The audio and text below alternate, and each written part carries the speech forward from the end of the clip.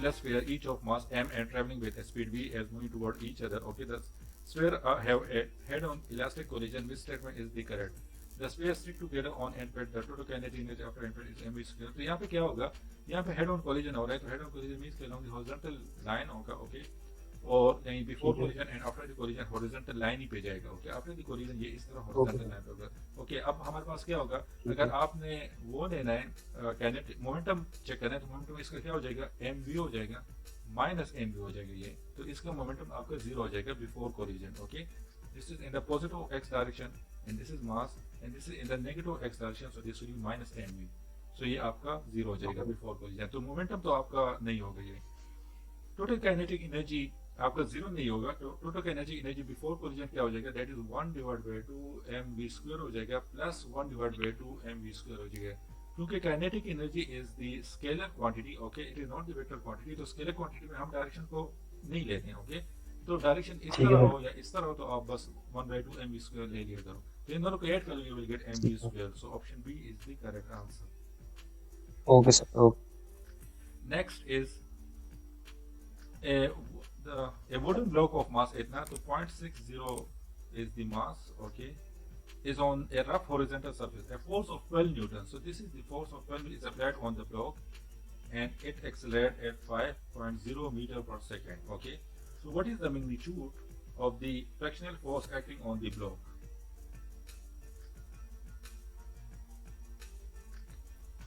Okay, आपका resultant force क्या हो जाएगा? That is equal to the applied force, okay, which is in that direction, minus the frictional force which is in the opposite direction. So resultant force will be equal to ma हो जाएगा. That's equal to force 12 newton minus frictional force. We need to find frictional force. M is 0.60 और 4 हो जाएगा ये metre पर second square. तो इससे आपके पास आ जाएगा 0.60 times 4 कर लो. So you will get 2.4 और 12 minus answer, so that is 9.6 हो जाएगा. Right. Okay, so 9.6 option B is the correct answer. Okay, next. Okay. A block initially at rest explode into two masses m1 and m2 that move apart with speed v1 and v2 respectively. What is the ratio of v1 and v2?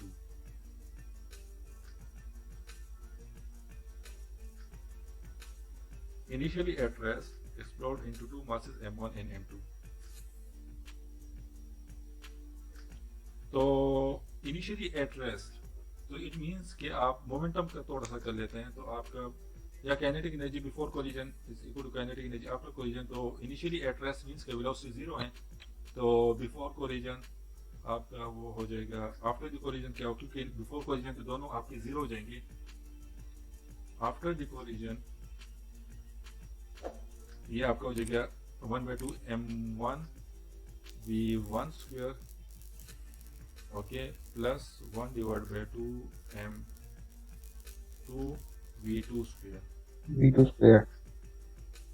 Yes, तो ये आपका हो जाएगा, ये उस side पे आ जाएगा. तो 1 डिवाइड बाय 2 ये आपका माइनस हो जाएगा.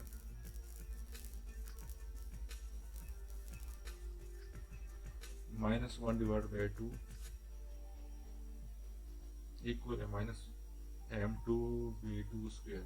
तो ये इसके साथ कट जाएगा. तो आपका m1 divide v1 divide by v2 आपका हो जाएगा m2 divide by m1 square root but with minus sign. तो किस तरह से माइनस था वहाँ पे m1 v1 स्क्वायर. ठीक है, v1 ओवर v2 कर दिया, m2 कर दिया, m1 अपने यहाँ से ले गया. ठीक है, अच्छा, अब तो ये होगा डी आंसर होगा सर इसका. नहीं, यहाँ पे माइनस साइन भी आ रहे हैं ना. माइनस साइन सर किसी में नहीं दिया, या माइनस साइन वाले किसी में भी नहीं दिया. तो इस तरह कर लेते हैं कि मोमेंटम का चेक कर लेते हैं. मोमेंटम का क्या होगा?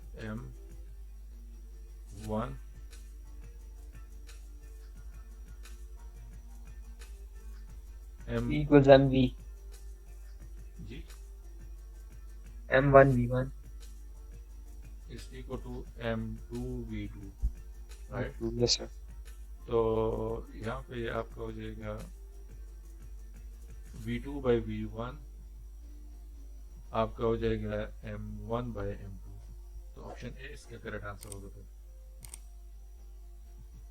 ठीक है सर। ये आपने कैसे डिसाइड किया है कि हम V2 और V1 करेंगे, V2 को वहीं पे रखेंगे और Sorry, M1 को? sorry. This is V1/V2. So this will be V1 divided by V2 is equal to M2 divided by M1.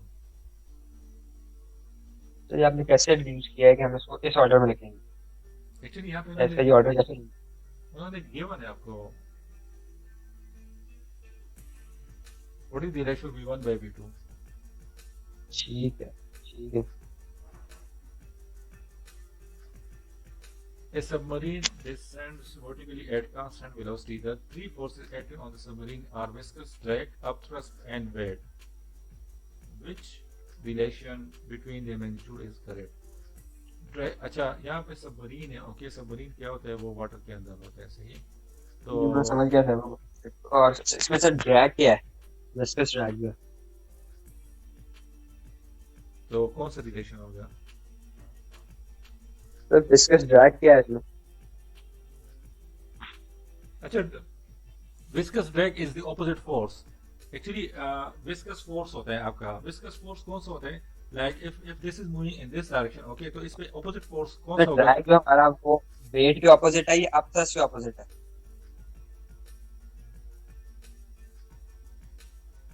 वो आपके उस नहीं, weight is the opposite of the upthrust force. Drag force is this one. Actually drag force आपका air resistive force की तरह होता है। ठीक है। और अपथ्रस्ट क्या होता है सर? अपथ्रस्ट जो होता है वो आपका यहाँ से इस पे अपथ्रस्ट इस डायरेक्शन में होगा। This is the upthrust force. अच्छा, जो वाटर उस पे एक्सर्ट कर रहा है नीचे से ग्राउंड वाली साइड से, या अपवर्ड की तरफ, जिस तरह नॉर्मल फोर्स हम लेते हैं, that is the upthrust force. ठीक है। ओके और ड्रैग होगा वेट के ऑपोजिट या अपथ्रस्ट के नहीं ऑपोजिट? नहीं नहीं, अपथ्रस्ट के ऑपोजिट होगा। This is the weight. नहीं, ड्रैग का पूछ रहा था। विस्कस ड्रैग जो है वो हमारे किस चीज का ऑपोजिट है? Drag is the opposite of the engine force. जो ये फोर्स अप्लाई कर रहा है ना, ये इंजन जो है, अच्छा ठीक है। या मतलब व्हाट डिस्टेंस है? या उसके ऑपोजिट है, सही है। Distance force. यस। तो यहाँ पे आपका क्या हो जाएगा? वेट इज ग्रेटर ये देन सर वो कर रहा है वर्टिकली।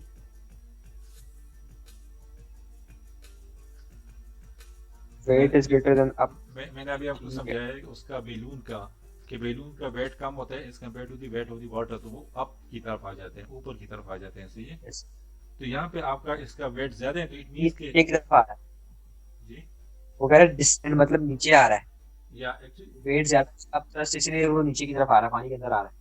यस एक्चुअली ये ठीक है। नीचे, एक्चुअली अगर अपथ्रस्ट फोर्स ज्यादा होता तो ये सरफेस पे होता, यहाँ पे होता, जी जी सर। सही है। तो यहाँ पे क्या होता है, इस पे नीचे भी फोर्स एक्ट हो रहे हैं, दैट इज तो सर उसने क्वेश्चन में मेंशन कर दिया ना कि सबमरीन डिसेंड्स, मतलब वो नीचे की तरफ आ रहा है, डिसेंड कर रहा है।